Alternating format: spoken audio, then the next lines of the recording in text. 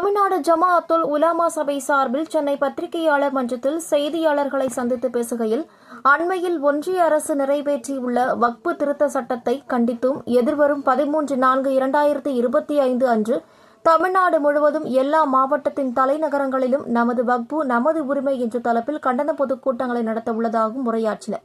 இந்நிகழ்வில் தலைவர் காஜா மொய்னுதீன் பாகவி, பொதுச் செயலாளர் அன்வர் பாதுஷா, உளவி துணை செயலாளர்கள் இல்யாஸ் ரியாஜி, காஜா மொய்னுதீன் ஜமாலி உள்ளிட்டோர் உடனிருந்தனர்.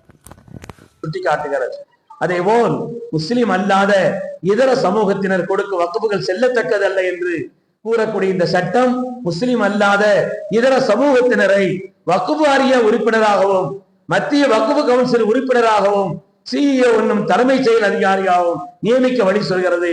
இது ஒன்றிய அரசின் தீய நோக்கத்திற்கு ஒரு எடுத்துக்காட்டு. எனவே சட்டத்தின் துணையோடு முஸ்லிம்கள் மீது நாசகார படையெடுப்பை நடத்திடவே இச்சட்டத்தை ஒன்றிய அரசு நிறைவேற்றியுள்ளது என்பது வெளிப்படையாக தெரிகிறது.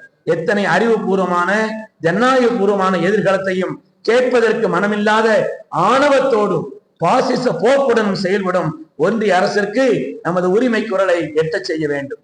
இதனுடைய அடிப்படையில் தான் வருகின்ற 13ஆம் தேதி ஞாயிற்றுக்கிழமை தமிழகத்தின் எல்லா மாவட்டங்களின் தலைநகரங்களிலும் வக்ஃபு திருத்த சட்டத்தை கண்டித்து தமிழ்நாடு ஜமாஅத் உலமா சபையில் சார்பில் கண்டன பொதுக்கூட்டம் நடைபெற இருக்கிறது.